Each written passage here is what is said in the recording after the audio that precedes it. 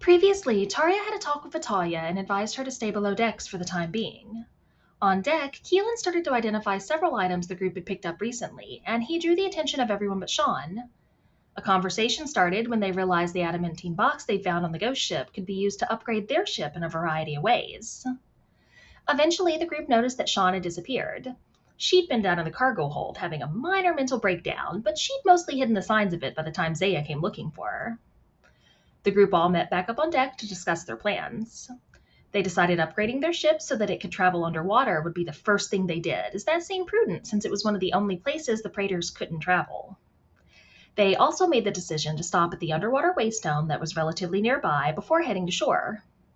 Sean pulled Keelan aside before she went to bed that night to have him identify a few items for her that she didn't want Tarya and Zaya to know details about, just in case. During the night, a sea creature called a nautiloid attacked the ship. Before it could do much damage, though, Sean cast polymorph on it and turned it into a regular-sized fish for an hour, while Keelan created some ice around it to hold it in place. Then the group quickly booked it out of there in the aftermath. The next morning, several of the group attuned to the shadow weapons they'd picked up on the ghost ship, as Keelan deemed them safe enough to use. Doing so caused their appearance to shift to how they looked in the shadow plane, which convinced several of the others to not attune. Late that evening, the ship arrived in the general location of the underwater waystone. Keelan sent Saba underwater to explore and see what was down there. He found an underwater cave with an air pocket in it. After some back and forth about how they were going to get down to the cave, Vitalia mentioned that she could cast water breathing. They'd already been leaning towards bringing her with them, and that sealed the deal. When they arrived in the underwater cave, Keelan made a rubbing of the waystone. Both Sean and Tarya's hands started to glow with a familiar white light. Vitalia's hands also glowed, but they glowed black.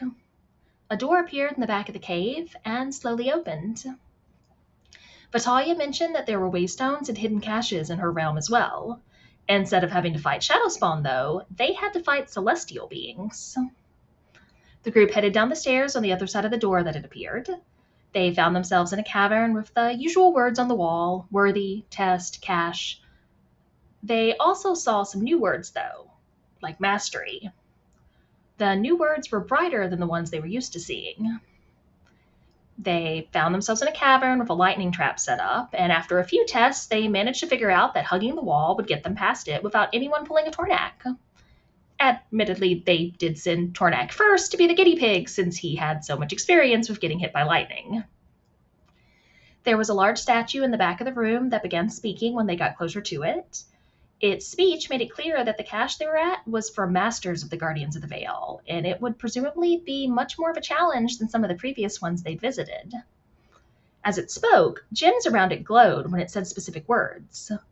The blue crystal glowed when it said mind, the green crystal glowed when it said body, and the pink crystal glowed when it said spirit.